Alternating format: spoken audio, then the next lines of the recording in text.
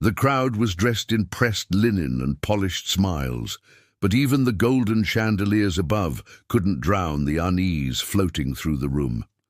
The bride hadn't arrived yet. Murmurs rippled through the pews, whispers about her name, her past, the absurdity of it all. Then the music shifted. A low, sweeping melody filled the air.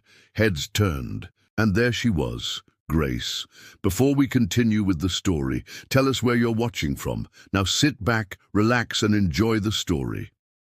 She didn't walk like a bride. She moved like someone entering a courtroom, head held high, expression unreadable, dress simple but carefully tailored. In her hands, no lush bouquet, just a single white lily. The groom, Jonathan Cole, turned to face her. His smile was all performance. Calculated, it didn't quite reach his eyes. "There she is," he muttered, loud enough for his brother beside him to hear. "Saint Grace." Grace met his gaze without flinching. She didn't blink. Her steps echoed louder than the music. With every footstep, she wasn't approaching a partner, she was stepping into the lion's den.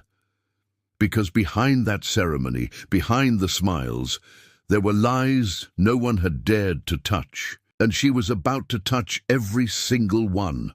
Not today, but soon. The priest began his words. Grace didn't hear them.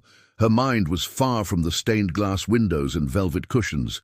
She saw a room on fire, her childhood bed frame cracking under heat, screams that no one heard, and a woman's silhouette, her mother's, pushing her out of a window just before the flames reached the ceiling. She clenched her fingers around the lily's stem until her knuckles turned white. Jonathan slid the ring onto her finger. He didn't look at her when he did it. Grace, however, looked directly at him, not with love, not even with hatred, with something deeper, recognition. She saw him for what he was, a man whose reputation had been carefully crafted, who stood on podiums claiming justice, transparency, compassion. But behind closed doors, he signed papers that turned orphans into statistics. As they were announced husband and wife, the crowd clapped politely. Grace turned to face them. Not one face looked back with sincerity. They were all here for spectacle, for the story. The powerful man and the quiet girl, the golden couple. But only Grace knew the real story had just begun, and no one, not even Jonathan, had any idea what she truly intended. Back at the reception, laughter poured like champagne. Jonathan basked in attention, telling well-rehearsed anecdotes to eager listeners. Grace stood alone by a window, her smile soft but distant. She wasn't watching the people. She was watching the reflection in the glass, a flicker of flame in her eyes, an ember that hadn't died. She touched the locket at her neck, a charred piece of metal that had once belonged to someone who died in that fire. "Why are you really here?" Lucas, Jonathan's estranged brother, asked suddenly. He appeared beside her, drink in hand, eyes sharp with suspicion. Grace didn't turn. "What do you mean?" she replied softly. Lucas tilted his head. "You don't belong here. This isn't you." Grace finally looked at him. "No," she agreed, "but it used to be." Lucas frowned. "Used to be?" She didn't explain. Instead, she excused herself, walked away, slowly, deliberately. Lucas watched her go, a chill crawling up his spine. Something about her was off, not in a malicious way, in a dangerous one. She wasn't climbing the social ladder, she was dismantling it. Later that night, Grace slipped into the guest room that had been hastily converted into hers. She sat on the bed, kicked off her shoes, and opened her suitcase. Inside, wrapped in soft cloth, was a file. Faded photos, newspaper clippings, a floor plan of the Cole estate, and in the center, a photograph of a burned-down building, the St. Helena Orphanage. She pulled out a notebook, each page filled with notes, connections, symbols. One entry was circled in red ink. "JC, fireproof alibi, check caretaker testimonies." She closed the book, her jaw clenched. Her wedding wasn't a beginning. It was a battlefield, and she was already marching. From his study, Jonathan scrolled through social media posts of the ceremony. Public reaction was glowing.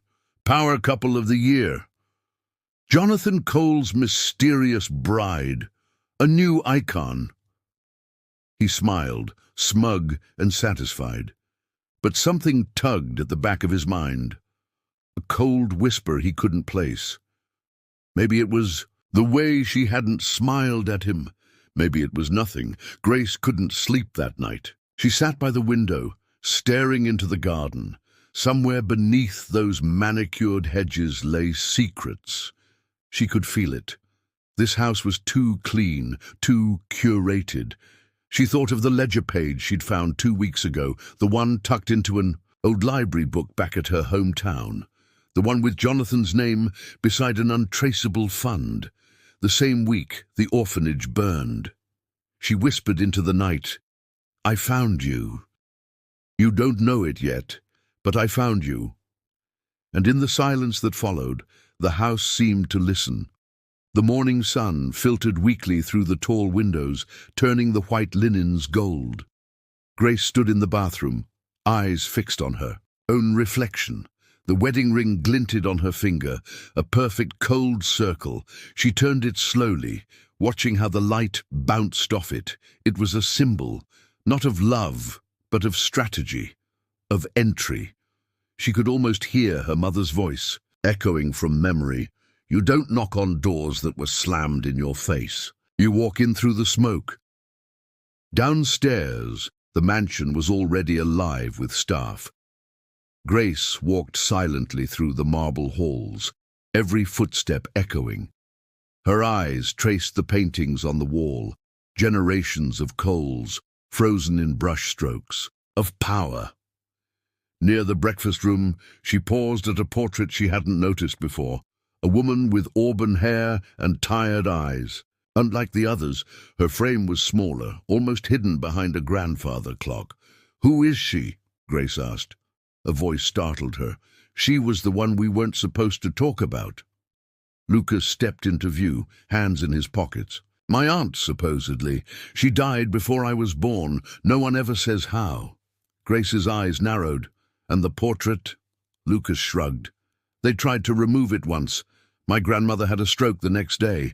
Superstition won." Grace lingered a second longer before heading into the breakfast room. Jonathan was there, already dressed like a campaign poster. Button shirt, sleeves rolled up to seem relatable.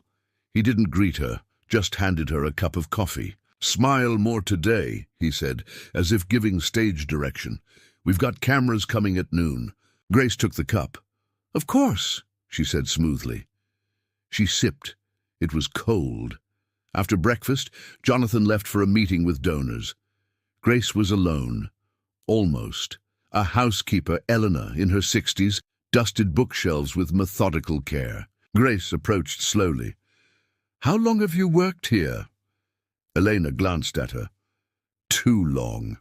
Grace smiled. "Do you remember the fire at St. Helena?" Elena froze. Her hands stopped moving. A beat passed. Then she answered, "It was a tragedy." Grace's tone was gentle but pointed. "You said that too quickly." Elena didn't respond, just walked away. Grace watched her go, the gears in her mind clicking. That was her first thread. A thread no one expected her to pull. She returned to the portrait hall and stood once more before the hidden painting. Something about the woman's face haunted her, not just sadness. There was defiance in those painted eyes. A warning, maybe. Grace turned on her heel and made her way toward the east wing. It was quieter there, older, less curated. She found the library and slipped inside. The room smelled like dust and forgotten intentions. She traced her fingers along the spines of law books and biographies until she found what she was looking for, a 1998 city planning report. She flipped through it quickly, page 47. There it was. A line about donation received from the Cole Foundation for Reconstruction following the fire at St. Helena. Her jaw clenched. They hadn't just distanced themselves, they'd branded themselves as saviors.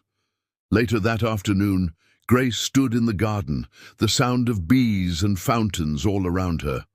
Lucas found her again. "You're not just here to play house, are you?" he asked. His tone was less accusing now, more curious. Grace turned to him. "Why do you care?" He looked down. "Because you're the first person who doesn't flinch when my brother enters the room. That either makes you reckless or dangerous." Grace tilted her head. "What if I'm both?" Lucas almost smiled. "You're playing a long game. I can feel it." Grace didn't deny it. Instead, she said, "What happened to your mother?"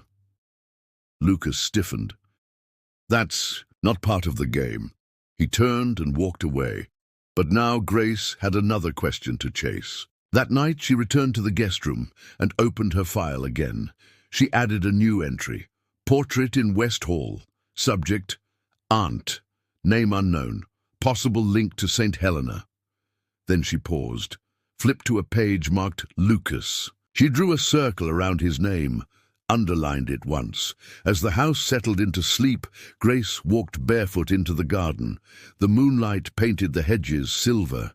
She crouched beside a stone bench, brushing away dirt. There, almost invisible, were initials carved deep into the foundation, ETC 1994. Her heart skipped. That was the year before the fire. The same initials were on her mother's last letter. She whispered, "You were here." Behind her, a twig snapped. Grace stood quickly, heart pounding, but no one was there, just the wind, or maybe someone who didn't want to be seen. She returned inside, but sleep didn't come. Not yet, because the past wasn't just speaking anymore. It was beginning to rise. Rain tapped lightly on the windows as morning crept into the Cole estate. Grace stood at the kitchen sink, barely breathing, staring into the garden where the initials had been carved. Her fingers played with the edge of her teacup. She knew what she had found last night wasn't just coincidence. Those initials, ETC, matched the monogram on the burned necklace her mother left her. Eleanor Thorne Cole. Her mother's full name, the one she had buried with the fire. In the grand hall, Jonathan strutted through a brief press meeting. Grace stood beside him, all quiet elegance and tight-lipped smiles. But her eyes weren't on the reporters. They were fixed on the chandelier above them, the same one that had appeared in a photo from her mother's album years ago. How had she never noticed it before? The intricate pattern, the chipped crystal in the center, that chandelier had been in the orphanage. Not in this house. Not unless... No. She tucked the thought away. After the interview, she excused herself and slipped into the east corridor again. She needed answers, real ones, not surface-level smiles or polite evasions. She returned to the dusty archives at the edge of the estate, a wing that hadn't been fully restored. Mold crept at the corners. Shelves leaned like old men. She rummaged until she found an unlabeled box beneath layers of draped fabric. Inside, brittle photographs, damaged ledgers, and a thin stack of personal correspondences. Her hands trembled as she opened a faded envelope addressed to Eleanor. The handwriting struck her like a slap. It matched the letter she had carried in her bag since childhood, her mother's handwriting. The letter inside read only this: "If they find this, it means I failed. But maybe you won't." Nothing else. Just that. Grace folded it with care and tucked it into her coat. Back upstairs, she confronted Elena in the hallway. "Who was Eleanor?" she asked directly. Elena's expression didn't change, but her hands tightened slightly on the laundry basket she carried. "I don't know what you mean." Grace stepped closer. "You do. You were here when it happened." Elena's eyes flicked toward a passing guest and then back to Grace. "Meet me in the cellar hallway after dinner, and come alone." Then she turned and disappeared down the stairs. The rest of the day moved slowly. Grace played her part at the charity luncheon Jonathan hosted, smiling when needed, speaking softly when addressed. But inside, her thoughts raced. Why had no one ever mentioned Eleanor? Why was her name absent from every family tree, every photo? Caption, "The woman in the painting." That had to be her. Her mother hadn't just run away, she had been erased. That night, as instructed, Grace slipped into the cold hallway outside the wine cellar. The lights flickered, the air was damp and smelled of stone. Elena arrived minutes later, her eyes darting nervously. "I shouldn't be doing this," she whispered. Grace didn't move. What happened to her? Elena looked down. She was here, before Jonathan's mother. Harold Cole, Jonathan's father, he fell in love with her. But she wasn't right for the family, so they locked her away. Grace's breath caught. Locked her where? Elena hesitated. A facility upstate, somewhere discreet.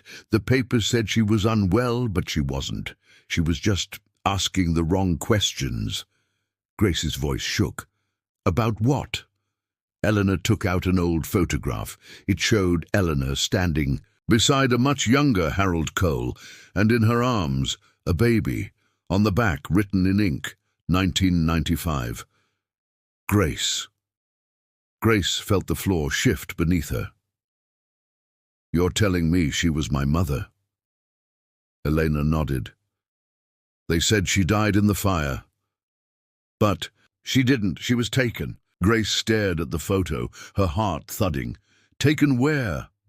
Eleanor shook her head. "I don't know, I swear it, but someone in this house does." Later that night, Grace sat in her room, the photo trembling in her hands. Her mother hadn't abandoned her. She'd been stolen from her, silenced, erased. Her life and her entire childhood had been shaped by that lie. She reached for her notebook and flipped to a blank page. At the top, she wrote, "Eleanor Thorne Cole," then underlined it 3 times. She didn't cry. Not yet. That would come later. Right now, she needed to find that facility. She needed proof. Records, dates, someone who could corroborate what Elena had said. Because if this was true, Jonathan's father hadn't just buried a scandal. He had institutionalized the woman he loved to protect the family name. And Grace had been the casualty. In the hallway, Lucas passed by her door. He paused as if sensing something, then he knocked gently. "You okay?" he asked. Grace opened the door slowly, eyes glassy but hard. "Do you remember your aunt?" Lucas blinked. "Barely. Just stories. That she was troubled." Grace held out the photo. "She wasn't troubled. She was mine." Lucas studied the image. His face darkened. "You're the baby." Grace nodded. Lucas exhaled. Then everything they told me growing up was a lie. The next morning, Grace woke before the sun. Sleep had become a memory, replaced by a low, steady hum in her chest. Something between anticipation and dread. She dressed simply, pinned her hair back, and slipped downstairs. The house was still asleep, wrapped in its silence like a guilty child pretending to rest. In the east parlor, she found the door to Harold Cole's old study unlocked. That was her next step. Inside, dust had settled like a veil across the room. The smell of tobacco still lingered in the air, despite the years since Harold's death. Grace approached the heavy oak desk and began carefully opening drawers. She wasn't looking for drama, just ink. Proof. Anything connecting Harold to Eleanor after 1995. Most records had been purged, but people like Harold rarely destroyed everything. They liked trophies. In the bottom drawer, behind an old typewriter ribbon and a broken clock, she found it, a thin, leather-bound ledger, its edges cracked with time. She opened it gently. Inside, columns of donations, names, and coded entries. But one in particular caught her breath.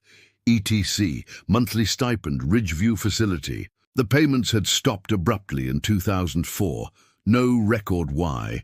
Grace sat back in the chair, pulse racing. That was the name Elena had said. Ridgeview, upstate.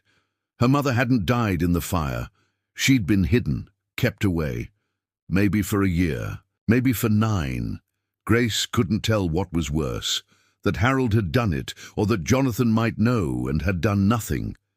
The creak of the hallway made her stiffen. She closed the ledger, tucked it under her coat, and slipped out through the back door of the study. As she rounded the garden path, she nearly collided with Lucas.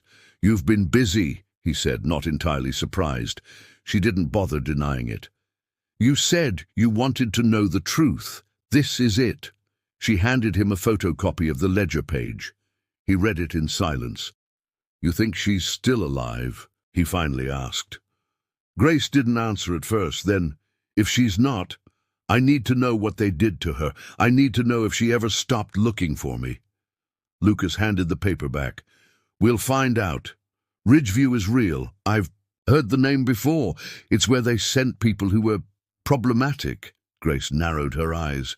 "Problematic like your aunt?" Lucas nodded. "And my mother's sister, she was too emotional. My father's words, not mine. She disappeared in 1993. No death certificate, just gone." Grace looked away. They cleaned the house, over and over. That afternoon, Grace made an excuse to leave the estate. Jonathan didn't question her. He had a donor lunch and was more interested in optics than her whereabouts. She took the car herself, drove 2 hours north, past thinning towns and lonely roads. When she finally saw the faded sign, Ridgeview Recovery Center, she pulled over and sat in silence for a full minute. The facility looked more like an abandoned boarding school than a hospital. Vines curled around the brick columns. The parking lot was empty, save for a delivery van and a security guard asleep in a booth. Grace stepped inside. The lobby was eerily pristine. Artificial plants, polished tile, the illusion of care. A receptionist looked up, her smile mechanical. "How can I help you?" Grace offered her calmest voice. "I'm looking for records from a former patient, Eleanor Thorne. She was here from around 1996 until 2004. The receptionist's smile didn't change, but her eyes cooled. "I'm afraid we don't share patient information with visitors." Grace expected that. She pulled a folded document from her purse. A forged legal inquiry crafted the night before with Lucas's help. "I'm not a visitor. I'm her daughter." The receptionist hesitated, took the paper, disappeared for 20 minutes. When she returned, her tone had changed. "There's not much left. The fire in 2011 destroyed a lot. But I found this." She handed over a slim file, barely half a dozen pages. Grace flipped through them. Admission record, medication list, one blurry photograph, and one note, handwritten, unsigned. Subject repeats name Grace during stress episodes. Believes she lost a child. Grace's throat tightened. She stared at the paper, her vision blurring. Her mother had remembered. For years, maybe the whole time, her name, her face. The fire hadn't erased it. Time hadn't erased it. They had stolen everything, but they hadn't stolen love, not fully. On the drive back, Grace didn't cry. She gripped the wheel like it was the only thing anchoring her to the present. If the facility had failed to hide Eleanor, then there were more cracks, more openings, and she would find everyone. When she returned to the estate, the mood had shifted. Guests were gone. Staff was quieter. Something had happened. In the entryway, she was met by Jonathan's advisor. "He's waiting for you," the man said. No warmth, just formality. Grace walked to Jonathan's study, her hand still, on the file from Ridgeview. She opened the door. Jonathan stood by the window, a glass of whiskey in his hand. He didn't turn. "Where were you today?" he asked. Grace replied evenly, "Visiting someone I've been missing my whole life." He sipped his drink. "I had a call from Ridgeview. They said a woman was asking questions, said her name was Grace, and I thought, how poetic." She stepped forward. "So you knew?" Jonathan finally turned, his face unreadable. "I suspected. My father was good at two things: power and removal. If something made him uncomfortable, it vanished." Grace held his gaze. "And you're the same." Jonathan took a long breath. "No, I'm worse. Because I let it happen and told myself it wasn't mine to undo." Grace stepped closer. "It still is." And then she left the file on the desk deliberately and walked out. Behind her, Jonathan said nothing, but the silence was louder than ever before. Grace didn't sleep that night.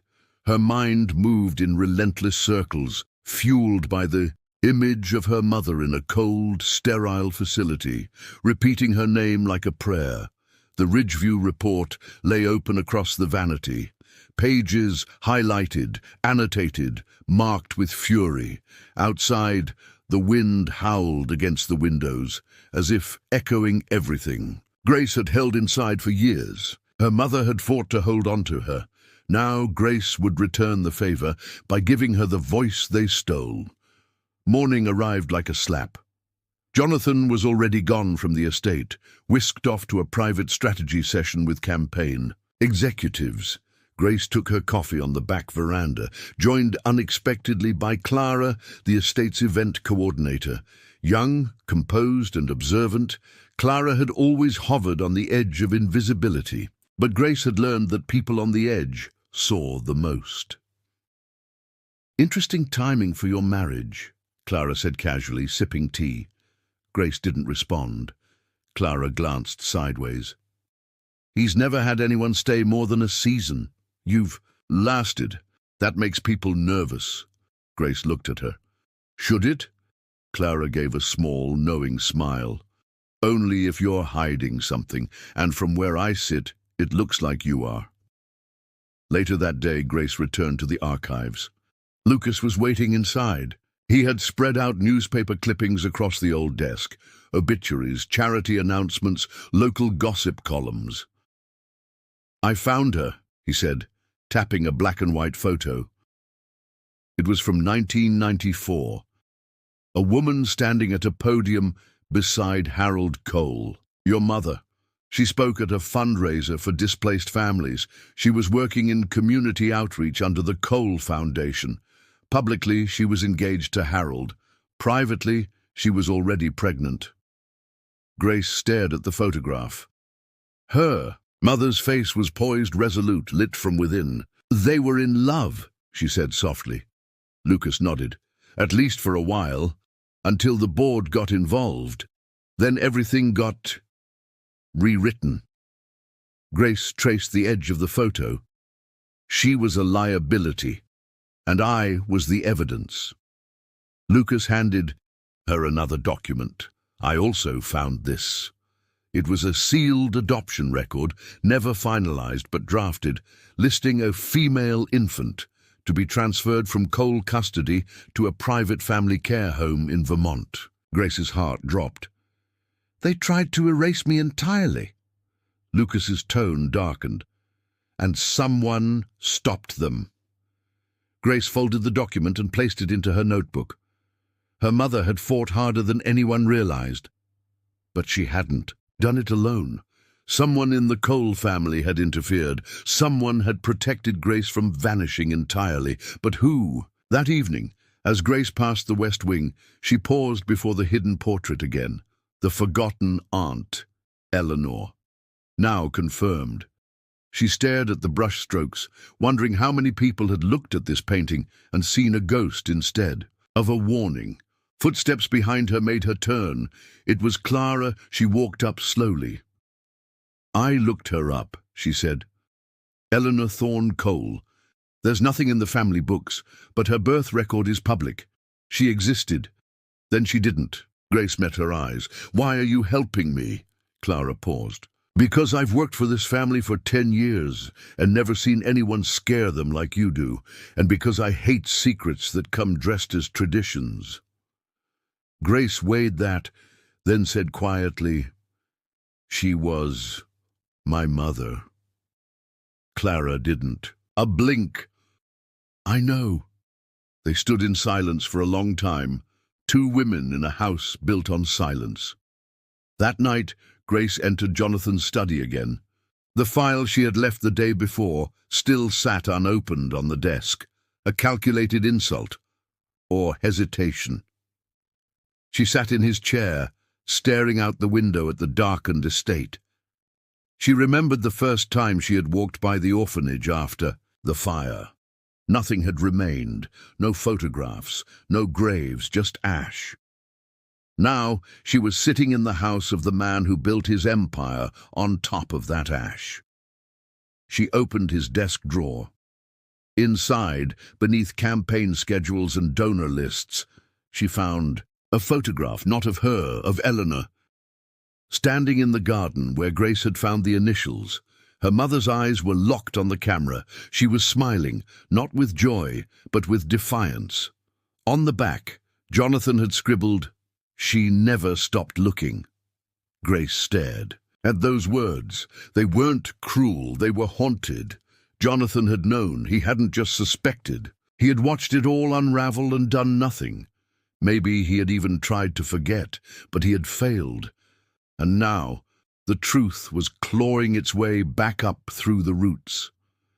As she slipped the photo into her coat, Grace whispered, "You shouldn't have kept this." Outside, the wind picked up again, but this time it didn't sound like morning. It sounded like a warning. The storm hit at midnight. Rain whipped against the windows in heavy sheets, and thunder cracked loud enough to rattle the chandeliers. Grace sat at her desk, staring at her mother's photo. Eleanor's eyes burned through the glossy paper, not just with memory, but with expectation. Grace wasn't just digging into the past now. She was carrying its unfinished sentence, the kind that demanded punctuation, justice. The Ridgeview file, the forged adoption draft, and the photograph were all laid out before her. She needed something stronger, undeniable. She had to find someone who remembered, someone who could speak where papers couldn't. She opened her notebook and flipped to a page marked Leads. One name circled twice, Miriam Sloane, Eleanor's. Former co-worker, last known address in Kingston. It was a long shot, but Grace had nothing to lose. The next morning, she told Jonathan she was heading to the florist for their upcoming anniversary dinner. He didn't look up from his phone. "Make sure the lilies are fresh this time," he said absently. Grace smiled sweetly and left. Behind her, Jonathan's advisor, Ben, watched with subtle suspicion. She caught the glance, logged it. 2 hours later, Grace pulled into a crumbling neighborhood of narrow streets and overgrown sidewalks. She found Miriam's house, a small brick bungalow with ivy snaking up the sides. She knocked twice. No answer. A third knock. Then the door creaked open slightly. "Who are you?" came a voice from within, weak but firm. Grace stepped closer. "My name is Grace. My mother was Eleanor Thorne. I think you knew her." Silence. Then the door opened wider, revealing a woman in her 70s, hair pinned back, eyes clouded with years. "You have her face," she murmured, "and her fire." Inside, the house was dim and warm. Old photographs lined the shelves. Faded. Images of protests, marches, smiles that looked stolen from harder days. Miriam sat slowly, her hands trembling as she reached for a teacup. "They said she died. In the fire." Grace shook her head. She was alive. "They put her in Ridgeview." Miriam closed her eyes.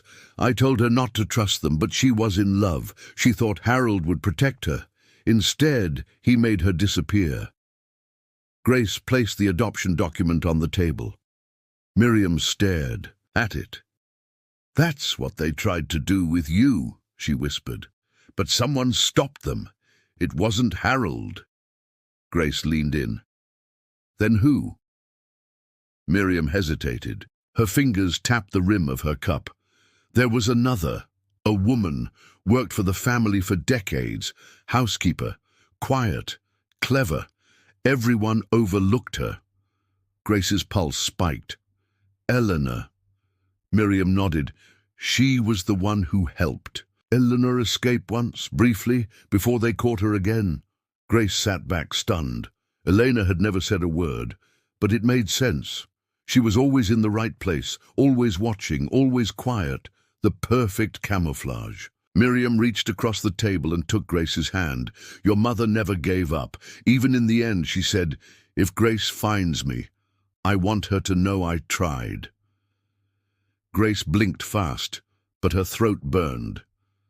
Do you know if she's alive? Miriam shook her head. Last I heard, they moved her to a private facility, unlisted, hidden. Grace felt the walls close in. Where? Miriam whispered. Look under the ledger, the original one, before the campaign books. Back at the estate, Grace moved fast. Elena wasn't in the halls. Jonathan was still away. She slipped into the study and opened the same bottom drawer in Harold's desk. This time, she peeled away the drawer lining, a trick her mother had taught her years ago. Underneath, hidden in a shallow compartment, was another ledger, older, yellowed, pages brittle. She flipped through it.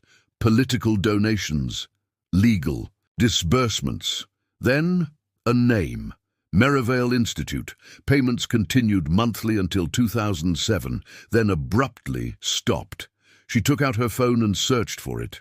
No results, not in any public records. But one old blog post from a nurse mentioned the name, closed suddenly after investigation in 2008, rumors of unethical psychiatric trials.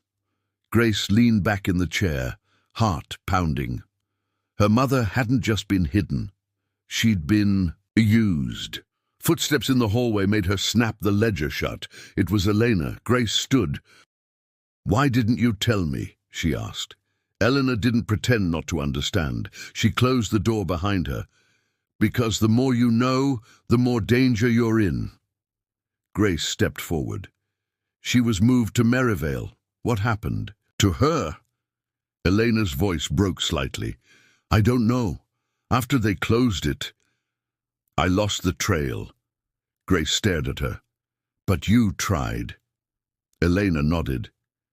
I raised you until they took you away. I kept watch every year, every photo, every article. I was waiting for this. Her voice steadied. Now you're here, and they're scared. That night, Grace lit a fire in the east drawing room, the same one Jonathan used for brandy. And secrets. She watched the flames rise, dancing with the wind from a cracked window. In her hand, she held Eleanor's photo, the ledger, and Miriam's words. She whispered, they used her body as a vault, but I'm the key. The fire snapped, and something inside Grace snapped with it. The next morning, Grace stepped into the estate's dining room not as a wife, but as a woman with purpose. Her hair was pulled back in a sharp twist. Her clothes were plain, dark, precise. She wasn't dressing to impress anymore. She was dressing to disarm. Jonathan glanced up from his coffee, momentarily thrown. You look serious, he muttered. Grace smiled, tight and unreadable. I've been thinking about legacy. Jonathan stiffened slightly. That word carried weight in this house. Legacy was code for control, for reputation, for silence. He set down his mug. What do you mean? Grace stirred her tea, eyes never leaving his. I want to understand the company better. The foundation, how the money flows, where it came, from where it's going. Jonathan's expression shifted, a flicker of alarm quickly buried. That's not really your concern. Grace leaned forward. I think it is. I wear the name now. That makes it mine too, doesn't it? Jonathan's jaw tensed. Careful, Grace. You're not ready for that world. She smiled. Then, teach me. He didn't respond, but she could see it, the first crack in his facade. He didn't know what she knew. Not yet. That afternoon, Grace requested a meeting with the Foundation's chief financial officer, a man named Warren Hale. A long-time family ally, Warren was sharp, meticulous, and loyal to the name Cole. He welcomed her politely, clearly intrigued. "Mrs. Cole, to what do I owe the pleasure?" Grace didn't waste time. "I'd like a full report on Foundation disbursements from 1990 to 2010, especially around medical grants, legal settlements, and psychiatric partnerships." Warren blinked. "That's quite specific." Grace met his gaze.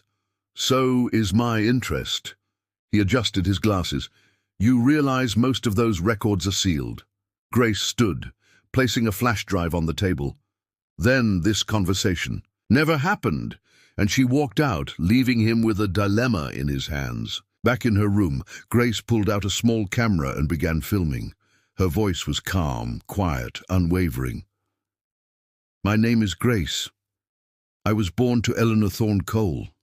I grew up believing she was dead, that I was nothing.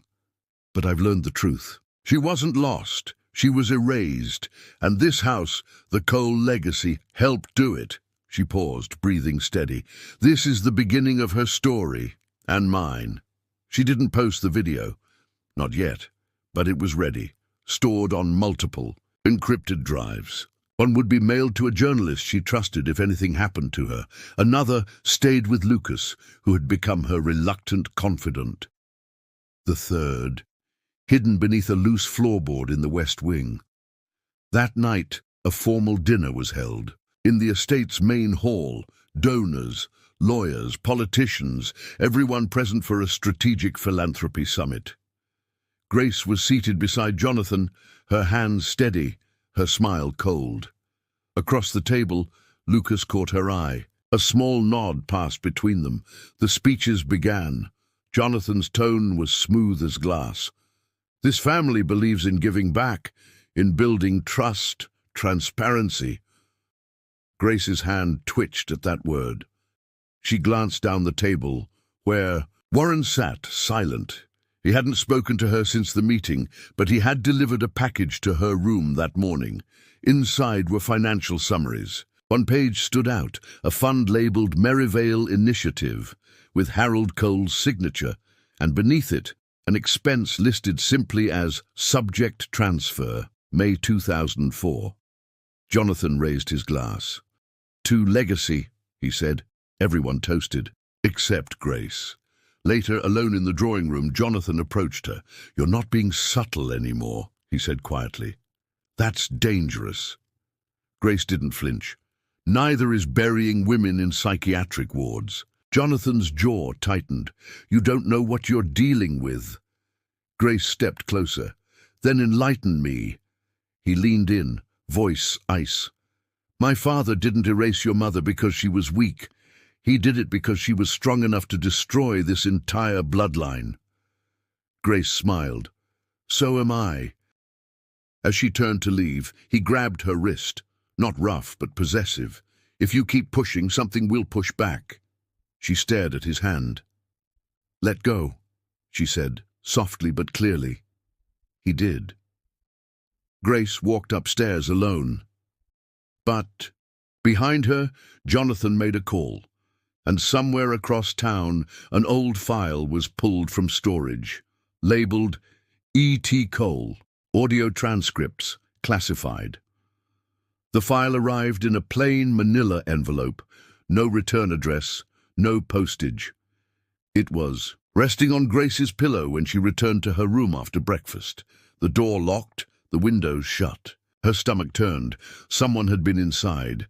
She opened it slowly, expecting pages. Instead, she found an old cassette tape, brittle from age, labeled only with her mother's initials, ETC. There was no note, just the weight of something long, buried. Lucas was the only one she trusted enough to call. They met in the archive room, where the dust hadn't settled in decades. Grace placed the tape into an old player. The machine clicked, whirred, and began to play. A soft hiss, then a voice, not just any voice. Her mother.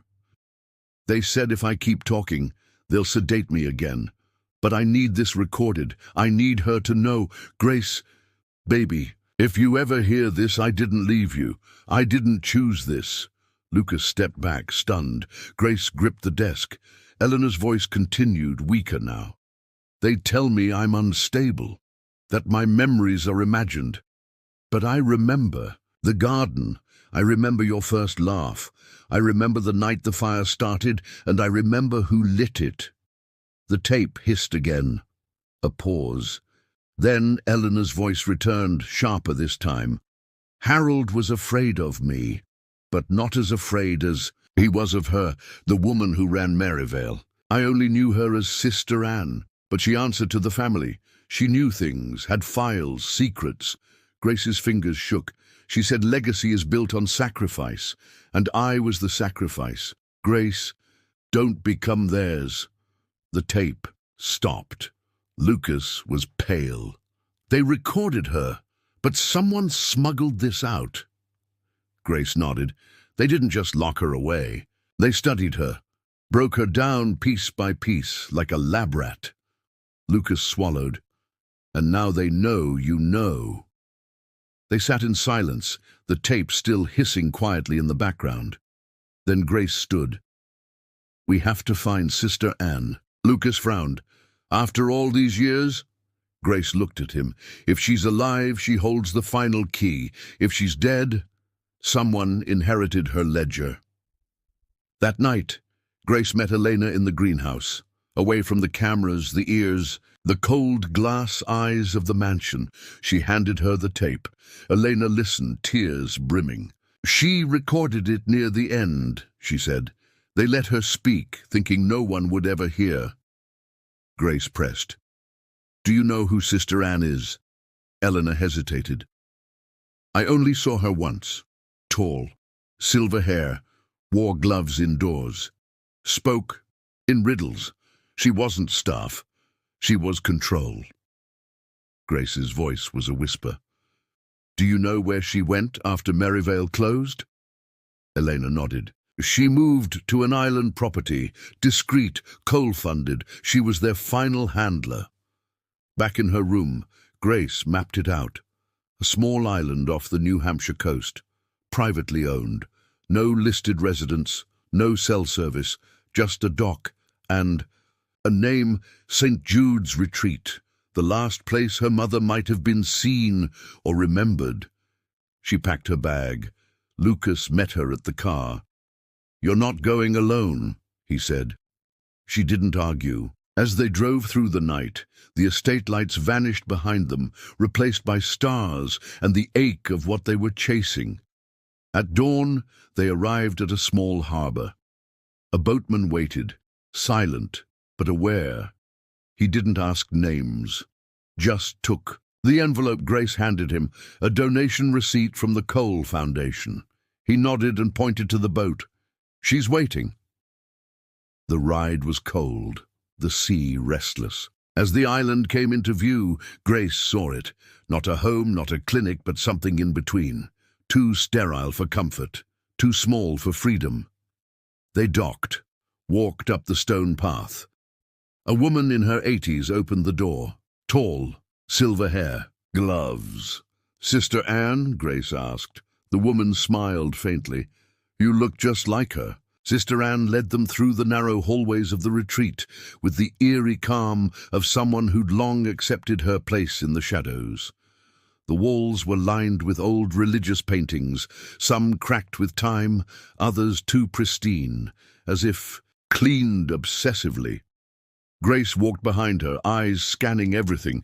Lucas trailed in silence, tension coiled in his shoulders like wire. They entered a parlor lit by candlelight. No electricity, no phone, no photographs. Just a heavy-bound book on the table, its cover marked with the Cole family crest. Sister Anne motioned to it. "You came for names. I kept them all." Grace sat slowly, opening the book. Inside, page after page of handwritten notes. Not medical, personal, observations, profiles. One page was labeled Eleanor Thorne Cole. The handwriting beneath it trembled slightly.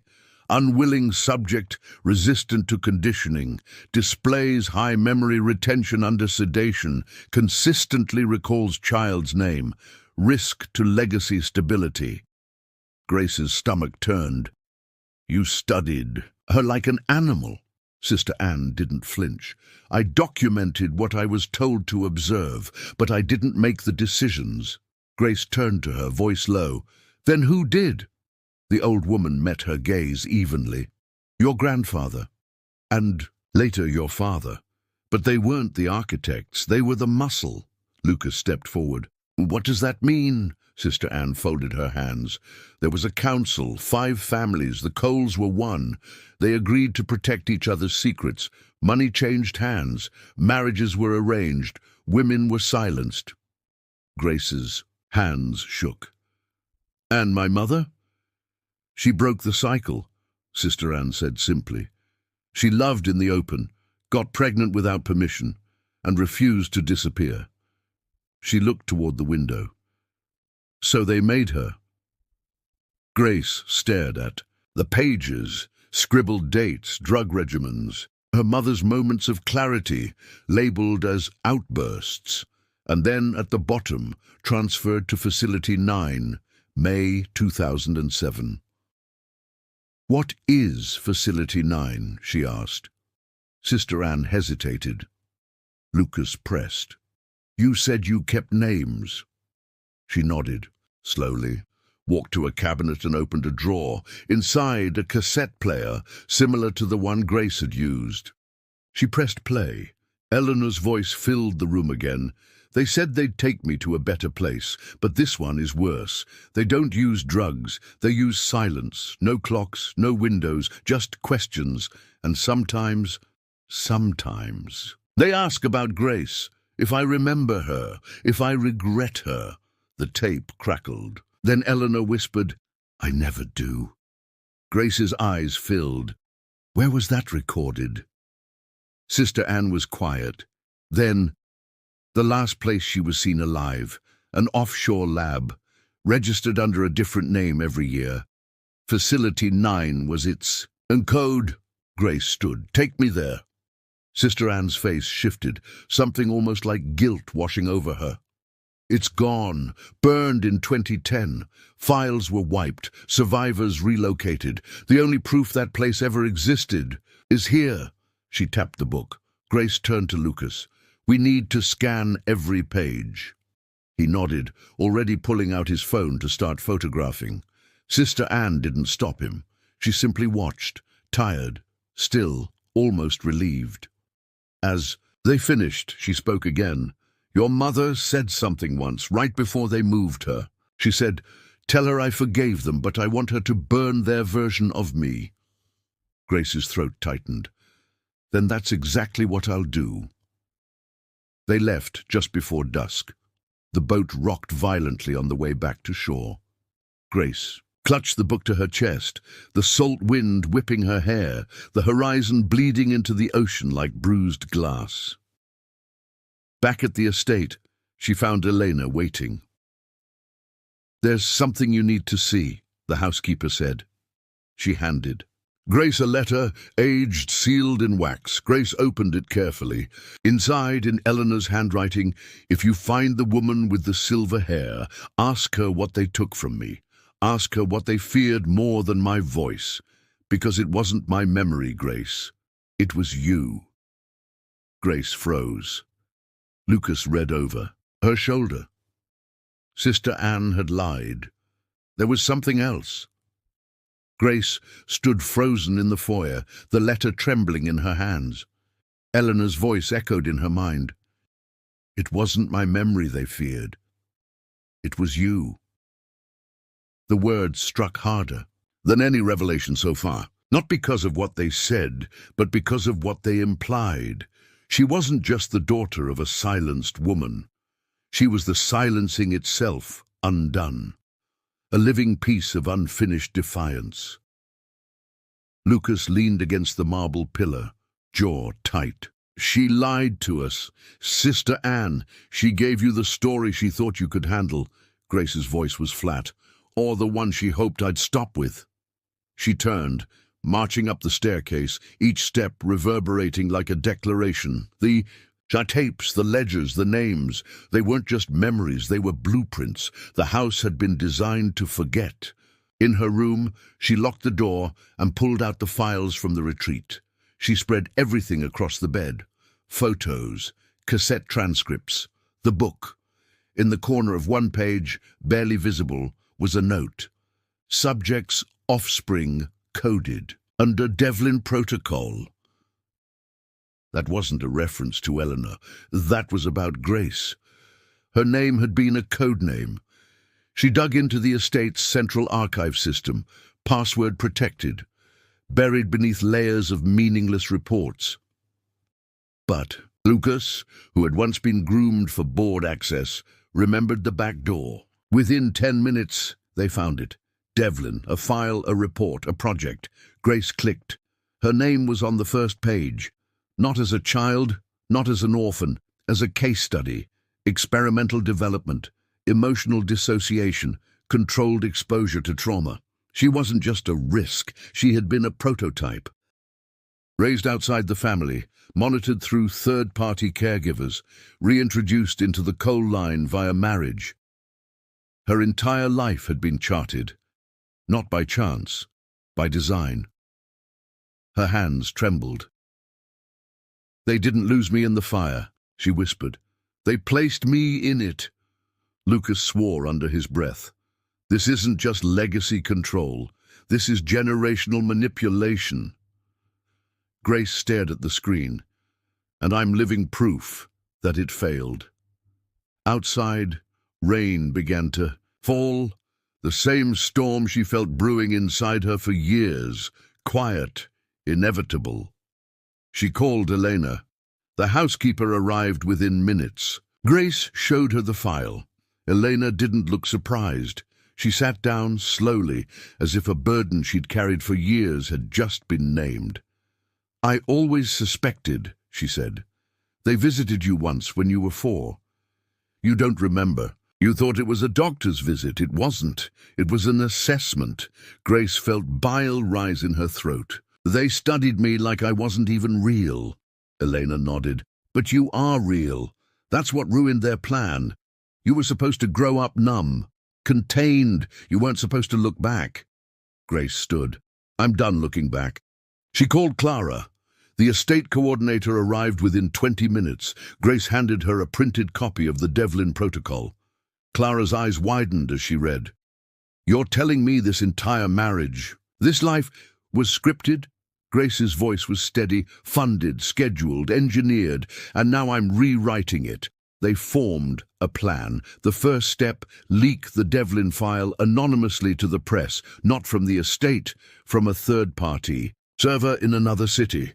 Clara would handle it. Lucas would oversee distribution. Grace would do the one thing they never expected, speak directly.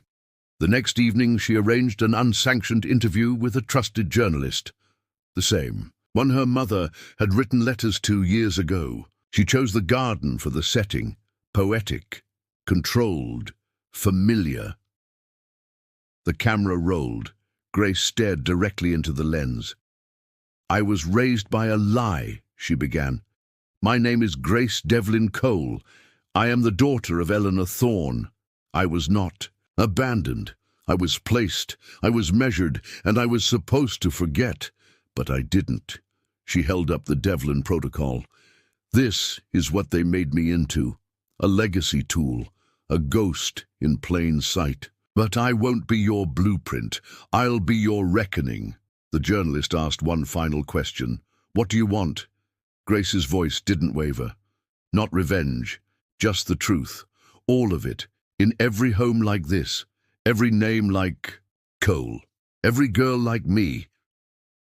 The next day, the story exploded. The Cole family responded with silence, but behind that silence, panic bloomed. Because somewhere in the archive vaults of Facility 9, long since torched, one tape had survived. And someone else was watching her rise. The morning the story broke, the world didn't erupt. It held its breath. Headlines whispered first, not screamed. Heiress exposes family secrets. Dark ties to Legacy Foundation surface. Grace sat on the edge of the estate balcony, watching the clouds swell as news anchors fumbled to make sense of her story. She wasn't just another scandal, she was a question no one knew how to answer. Lucas arrived with coffee and silence. He handed her the mug. It started. Grace nodded. Her phone buzzed non-stop. Journalists, distant relatives, former classmates, activists. Some offered support, others offered money to stay quiet. But one call pierced deeper than the rest. Clara had vanished. She had been en route to a secure server drop in another city with the Devlin archive. Her car was found, intact. Her laptop missing. No signs of struggle, no witnesses. Grace's pulse roared in her ears. They took her! Lucas didn't argue. They know they're bleeding now. This is how they clot. Grace stormed into Jonathan's study, rage pulsing beneath her ribs. He was already waiting, as if summoned. "Looking for your friend?" he asked, tone calm. "You've made quite the mess." Grace slammed the Devlin file onto his desk. "You built this. You don't get to play innocent now." Jonathan stood slowly, smoothing his cuffs. "You think I built it? My father did. And his father before him. I just inherited the machine. You think you're the first to scream? You're just the first one with a camera." Grace stepped closer. "Then tell me where Clara is." Jonathan tilted his head. "I don't know, but if she's smart, she's somewhere quiet." You lit the match. "Don't cry about the smoke." Grace's hands curled into fists. "You're losing this war." Jonathan's eyes darkened. "You think this is a war? This is theater. You're the show, the media, darling. But eventually the crowd moves on. They always do." She left before she hit him. In the hallway, Eleanor waited. "There's someone you need to meet," she whispered. Grace followed her into the servants' quarters, through a passage behind the wine cellar, and into a room lined with old estate uniforms. A woman sat in the corner, wrapped in a blanket, eyes wild with fear. Elena knelt beside her. "This is Evelyn. She worked at Merivale." Grace crouched. "What did they do to my mother there?" Evelyn's voice was barely above a breath. "They didn't just silence her. They copied her. They took pieces of her, stories, emotions, reactions, and tried to graft them onto others. I was one of them." Grace's stomach turned. "Why?" Evelyn met her eyes. "To see if they could create obedience, without pain, using memory." Her voice cracked, "But we remembered anyway." Grace placed her hand over Evelyn's. "Did my mother survive?" Evelyn shook her head. "No, but she fought, until the very end. Her final words were your name." Later, Grace sat alone, in her room, watching the rain. The walls felt tighter now, the air heavier. Clara was missing, her mother was gone. But the plan had only begun. She lit a single candle, placed it beside her mother's last photograph, and whispered, "I'll finish what you started." That night she received a message from an unknown number. "You want Clara back? Stop, publicly, tonight." Attached, a photo. Clara, bound, eyes terrified. Lucas read the message and cursed. "They're going full blackmail." Grace's voice was hollow. "Good. That means they're afraid." He looked at her. "What are you going to do?" Grace didn't blink. "I'm going to burn the archive." Lucas stiffened. "The one underground?" She nodded. "Every paper, every ledger, every whisper. I'm going to destroy the version of truth they wrote." Lucas said nothing for a long time. Then, "I'll get the gas." The air was heavy that night. Still, humid, like the house itself was holding its breath. Grace moved silently through the halls, clothed in black, her heart thrumming not with fear but clarity. She wasn't a guest in this house anymore. She wasn't a daughter or a wife or a pawn. She was the reckoning they thought would never come. Lucas waited in the west corridor, a gas canister in one hand, a crowbar in the other. His shirt clung to his back from sweat. "You're sure?" he asked. Grace nodded once. "They took Clara. They buried Eleanor. They erased dozens like her. If we leave that archive intact, they'll write another version of the truth by morning." Together, they pried open the sealed door behind the Cole estate's oldest library, a door that hadn't opened in 2 generations. Behind it, the private archive, carved into the rock beneath the mansion. The walls were lined with filing cabinets, thick ledgers, film reels, and cassette tapes. Names whispered from the dust: Eleanor, Evelyn, Grace. Lucas looked around. "There's enough blackmail in here to bring down half the East Coast." Grace stepped forward, unscrewed the cap on the gas canister, and began to pour. The smell was sharp and immediate, intoxicating, empowering. They doused every page, every cabinet, every frame of carefully constructed lies. Then Grace lit a match. Just one. She held it between her fingers for a moment, as if asking her mother's permission. Then she let it drop. The fire took instantly, hungry, relentless. The flames clawed at the secrets like a creature long starved. They stood back as heat roared through the stone room. Lucas grabbed her wrist. "Time to go." They ran through the hallway, up the stairs, just as alarms began to scream. Fire doors slammed shut. Staff screamed. Sprinklers hissed too late. From outside, the estate looked untouched. But beneath the marble, truth was turning to smoke. By morning, the archive was gone. News helicopters circled the estate as Grace stood on the front steps, drenched in sweat and ash. Jonathan appeared beside her, his face a mask of rage. "You've ruined everything," he spat. Grace turned to him, steady. "No, I destroyed what never should have existed." Cameras clicked. Reporters swarmed. She stepped forward. "I married into a family that promised legacy, but legacy built on silence is a tomb. So I dug it up. I burned it. And I'm done playing wife." She pulled off the ring and dropped it into the ash at her feet, then walked back inside. Hours later, Lucas burst into her room. They released Clara. Grace's heart stopped. Alive. Bruised, scared, but yes, alive. Grace closed her eyes, relief washing through her like a flood. She said they didn't speak. Not once.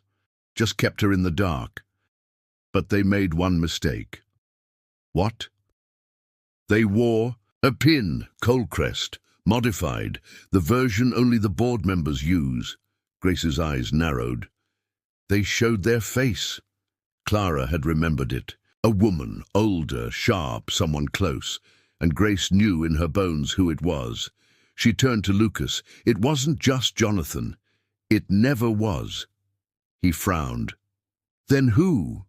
She looked up toward the west wing, toward the hidden bedroom. No, and dared enter. Harold's widow, she said, the real matriarch. The west wing had always been locked, not with keys, but with legacy. Staff avoided it. Jonathan never spoke of it. Even Lucas had only approached once as a boy and was punished with a week of silence. But Grace wasn't a child. She wasn't afraid. And now she knew where the rot truly lived. Elena met her at the end of the marble corridor.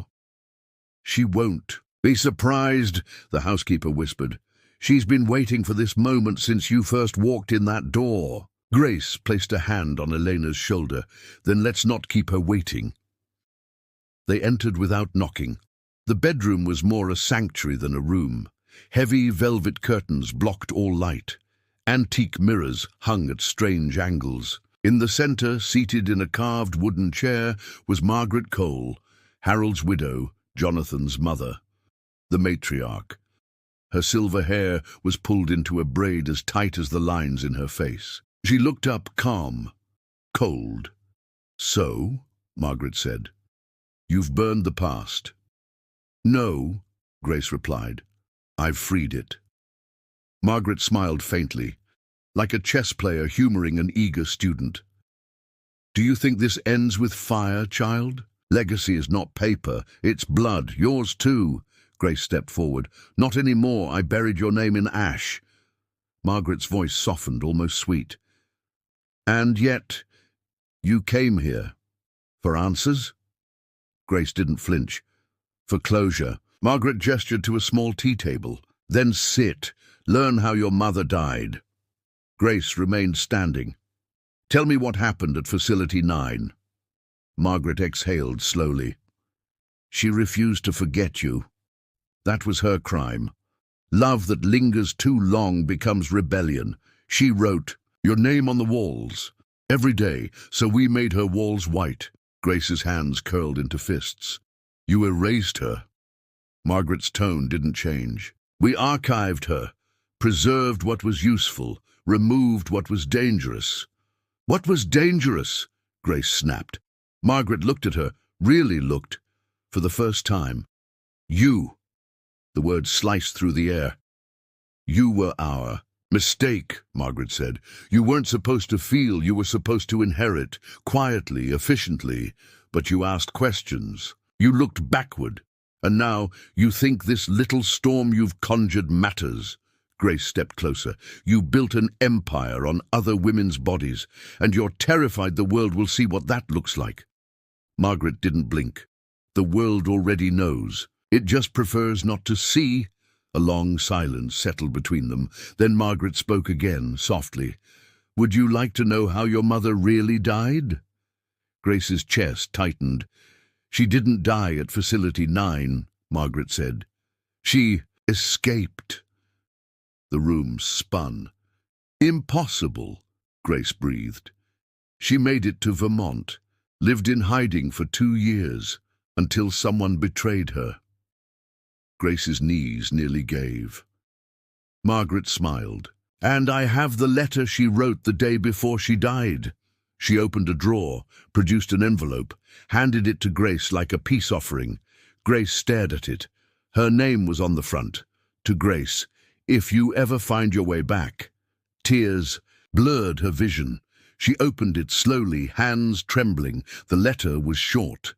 "My Grace, they'll tell you I broke, that I was weak, that I imagined it all. But I didn't. I fought. I remembered. And I believed in the day you would burn down what they built. I don't need revenge. I only need you to live, louder than they ever allowed. Love, Mom." Grace folded the letter and placed it over her heart, then looked Margaret in the eye. "You didn't win." Margaret's eyes darkened. "And yet you're still here, speaking to me." "No," Grace said. "I'm not speaking to you anymore." She turned, walked out, left the Queen of Silence alone in her sanctuary of mirrors. And behind her, for the first time in decades, the West Wing door remained open. The press conference was held on a cold blue morning in front of the Cole Foundation headquarters.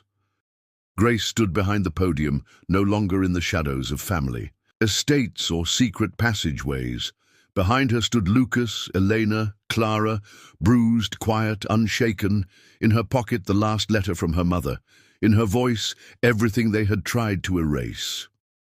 Reporters filled the square. Drones hovered. Phones recorded. The internet had been crackling for days since her broadcast interview. But now this was official. There would be no walking it back. She stepped to the microphone. "My name is Grace Devlin Cole, and I am the final page in a book they tried to burn." Silence. Then camera shutters snapped in waves. For decades, this family's name has been synonymous with wealth, charity, legacy. But what no one tells you is what legacy costs.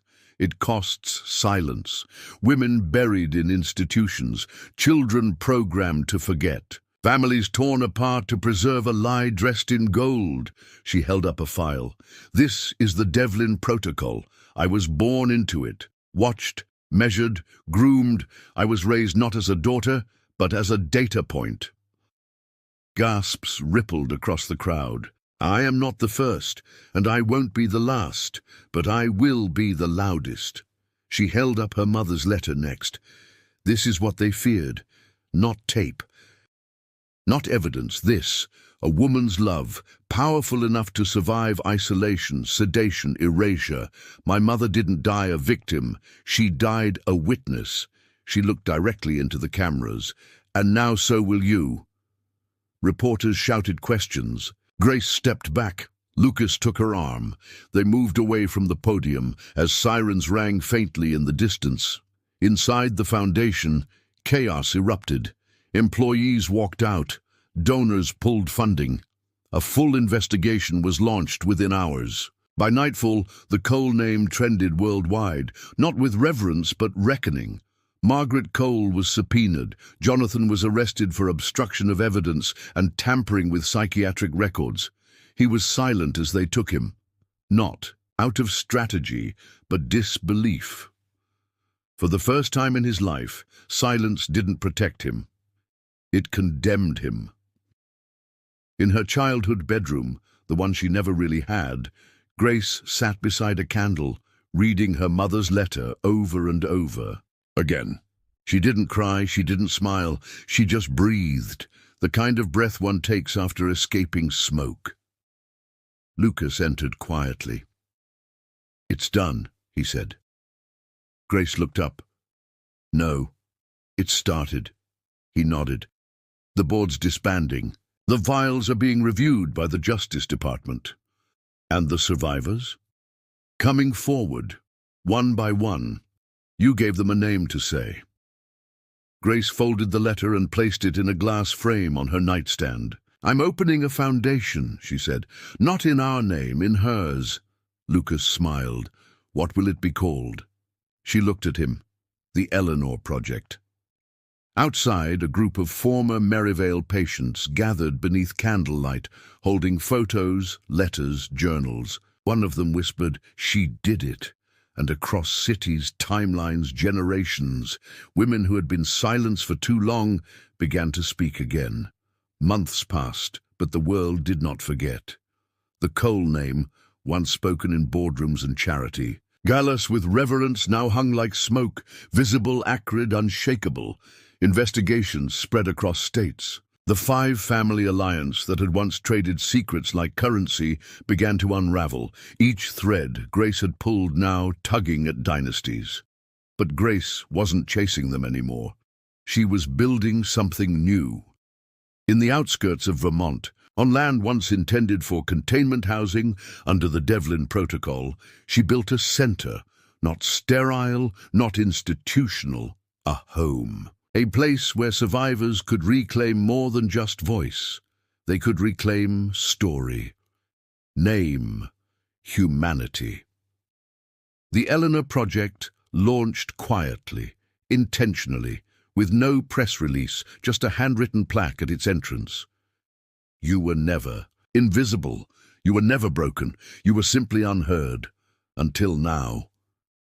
Grace stood in the garden on opening day. Lucas beside her.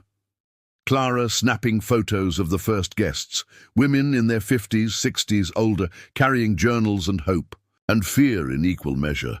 Elena moved gently among them, guiding, listening, becoming more than a housekeeper, becoming a historian. One woman approached Grace, holding a cassette. "I recorded this back then. They never let me send it." Grace took it gently. "May I listen?" The woman nodded. "Just don't forget us when the lights dim again." Grace whispered, "That's why I built this, so they won't." Later that night, as candles flickered throughout the center's library, Grace sat alone, the last of Eleanor's letters on her lap. She read the final line out loud again. "I only need you to live," louder than they ever allowed. She smiled. Not with triumph, but with something softer, peace. She stepped outside into the garden, the same soil where Facility 9 had once tried to strip names into dust, now held rows of wildflowers, among them one white lily. Grace knelt beside it, planted a seed, not because she needed beauty, but because the ash beneath her feet wasn't just ruin. It was promise.